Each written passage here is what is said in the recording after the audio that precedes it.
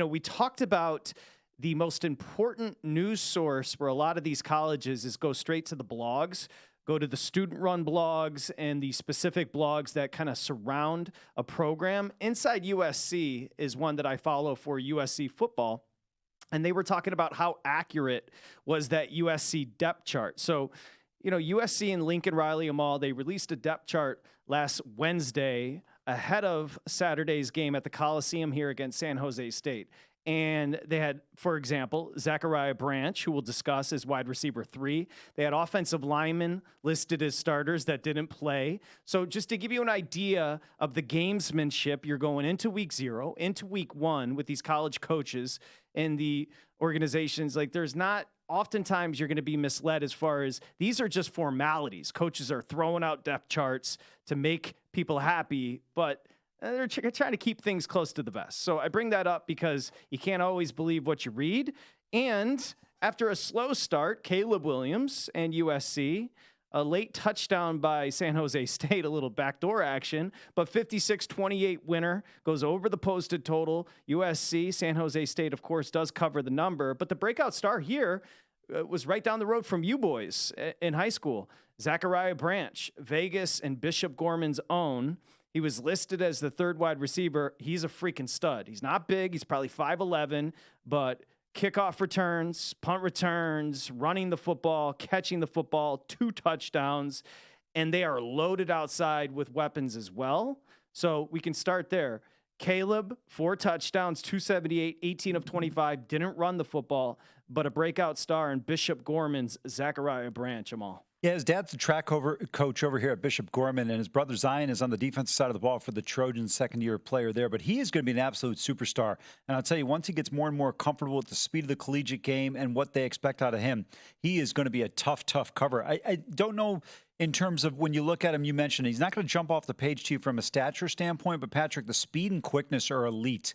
And I think that's what's going to be a difference maker with a quarterback like Caleb Williams, and especially on plays that break down, because there are not too many quarterbacks I've ever seen that have the ability to extend a play like Caleb Williams. And with a player like Branch, these guys are going to be a fantastic combination. But, guys, for me, once again, the problem for the Trojans is on the defensive side of the ball. I know they win this game comfortably. Patrick, you mentioned it, San Jose State with the backdoor cover.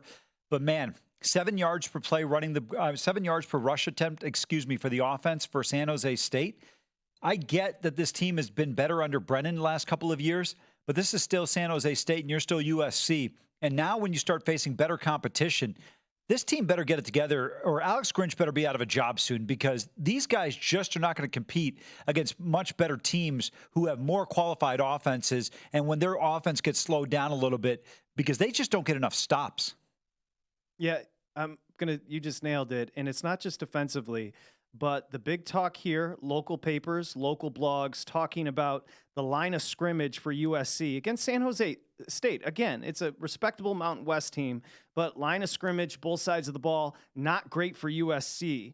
Now, again, you look at their schedule, they don't play anybody until October 14th when they go to Notre Dame, but there's cause for concern. USC had 43 players get at least 10 snaps on offense and defense against San Jose State. What does that tell you, boys?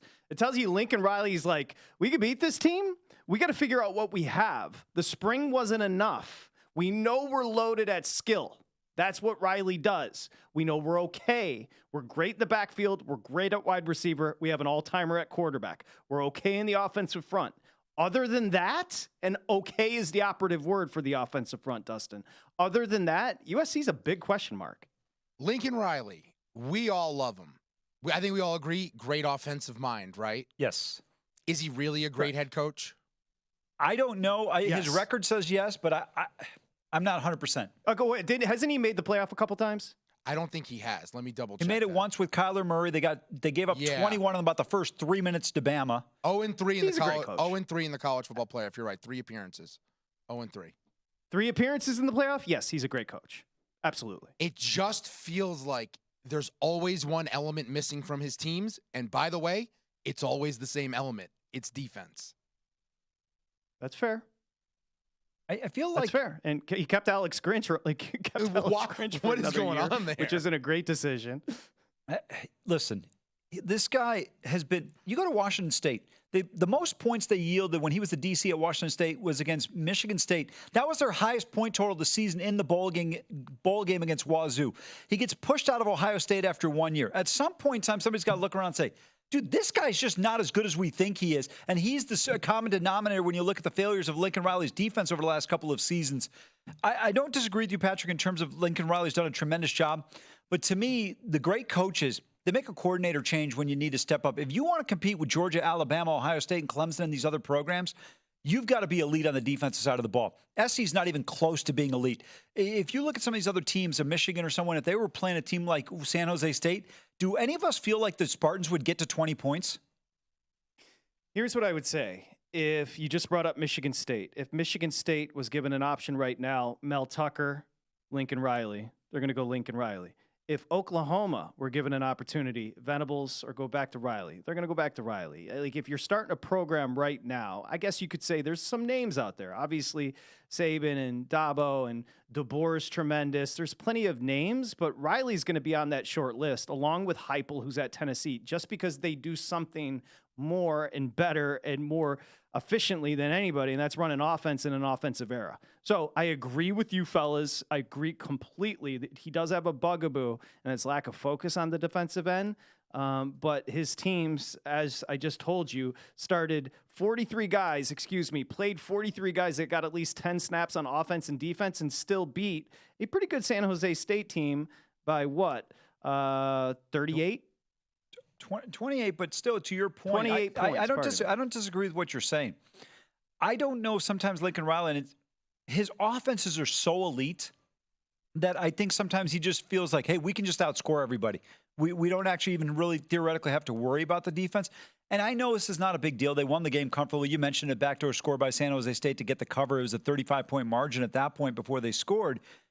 But when you start, look, USC and all these other teams that we reference with great coaches, they're not worried about 8 of their 12 games. They're worried about 3 to 4 games throughout the course of the season. Those are the games where you really have to step up and perform because the other guys have great players on the other side as well. And I think that's where the real challenge comes in. That's fair. I would say this about Venables. His offense was very good at Oklahoma last year. His defense was terrible. That doesn't make sense. And he was known as literally maybe the best defensive mind on the planet. Now it's year 1. Let's see what happens in year 2. To be fair to Venables, but go ahead, big guy. But with USC, if you go back, Lincoln Riley every year will always have a loss or 2. You're like, how does that happen? And I think the way the schedule shakes out for USC this year, you could probably find 1 or 2 of these games. Like you go back last year, loses to Utah at the end of the year. It was a massive loss for them. Baylor and Oklahoma State in 21. And then he's got a record of losing to K-State and Iowa State a bunch. Did it in 2020. Did it in 2019. Believe he did it in 2017, lost to Iowa State as well. Yep. With the way the USC schedule is, you are at Notre Dame, then you have to take on a physical Utah, then you host Washington, and then you have to go to Oregon and close with UCLA. The odds to me of this USC squad stubbing their toe at some point, once if not twice, feels like a likelihood based on the defense we saw in week 1. Just real quick. And it is year 2. It is year 2. So yes. he's still kind of setting the idea of what a Lincoln Riley program is, but go ahead, Amal. No, real quick to Dustin's point. I think the one concern when you look at the schedule, Patrick, you brought up a great point. They don't have any games until October 14th. Even as competitive as Arizona could be, they're not going to beat the Trojans. But then you have Notre Dame, you've got Washington, you've got Oregon. There's one other game they have on the schedule, UCLA. I forgot about Utah as well. It's the back-to-back aspect that I think is bad for them. Well, it's not just that. My problem is, if let's say they drop the game in South Bend, do the wheels potentially come off for this team at some point in time during the season when the expectation is the college football playoff? I don't know what they're talking about in Los Angeles, Patrick, but maybe they're saying national championship. I just don't see it. Oh, absolutely. Absolutely. Amal, I'll say this, and I think I'm overvaluing Riley. And I think you guys are probably right as far as where he ranks as a head coach. I'm a South Carolina alum.